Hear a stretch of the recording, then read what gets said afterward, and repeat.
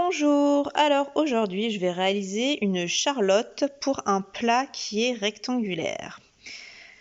Donc ça va être aussi l'occasion de tester la méthode de fabrication des charlottes de la youtubeuse Magdalena, qu'on m'a vivement conseillé, avec des belles finitions avec un biais. Ça va être l'occasion également de vous montrer ce nouveau revêtement intérieur qui s'appelle du PUL, pull alimentaire, dont je vais vous parler un petit peu plus tard. Donc, pour commencer, j'ai demandé à la personne pour qui je fais le plat de me faire un patron de son plat. Alors, je sais qu'il y a des poignées, donc elle les a compris dans son patron. Et j'ai découpé en faisant une marge de 4 cm. Donc voilà, je vais passer à l'étape de la couture. Donc j'ai mis ma face extérieure directement sur l'extérieur, ma face du dessus jolie directement. Et en fait, on va pas coudre et retourner, on va faire une finition avec un biais. Donc je vais plier mon biais, puis coudre tout autour en allant m'appuyer vraiment très très proche pour fermer la couture. Bon, c'est pas très clair, je vais coudre et je vais vous montrer après le résultat. Et voilà ma première étape de terminée. Donc voilà, je pense que c'est un petit peu plus clair en visuel. Là, ce que je vais faire, c'est que je vais bien cranter dans les arrondis et que je vais surpiquer comme ça pour après pouvoir passer l'élastique. Donc évidemment, je vais laisser une ouverture pour passer l'élastique. Et voilà, ma charlotte est surpiquée. C'est dans ce plat-là que j'ai prévu de la mettre, enfin plutôt sur ce plat-là. Donc avant de vous montrer, je vous montre la dernière finition qui me restera à faire. J'imagine qu'on peut finir avec un très beau point invisible. Invisible et très solide, chose que j'ai la flemme de faire. Donc moi je l'ai fini avec un gros point zigzag apparent. Voilà.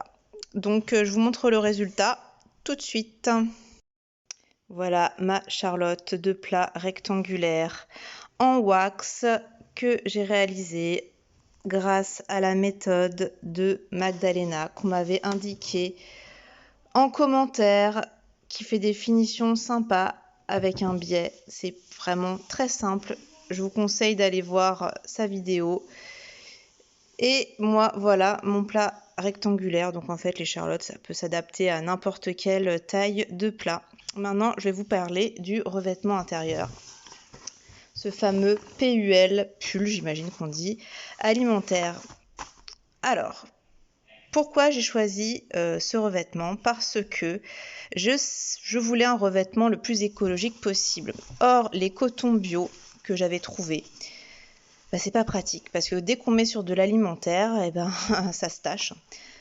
Donc ce côté plastique, c'était très simple, sauf que le plastique, ça ne passe pas à la machine à laver, donc c'était problématique. Et donc j'ai trouvé cette matière qui a priori est écologique. Alors ne me demandez pas pourquoi, je n'en sais rien. D'ailleurs, si vous avez des informations, si vous savez que c'est pas si écologique que ça, dites-le moi. Et ça passe à la machine. Alors ça, c'est assez exceptionnel, je trouve.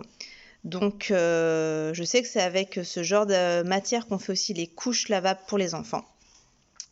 Et là, c'est vraiment spécial alimentation. Donc voilà, si vous avez plus d'infos que moi sur ce PUL alimentaire, si vous avez d'autres idées pour faire des charlottes avec un intérieur écologique mais pratique, n'hésitez pas, moi je suis toujours ouverte aux suggestions.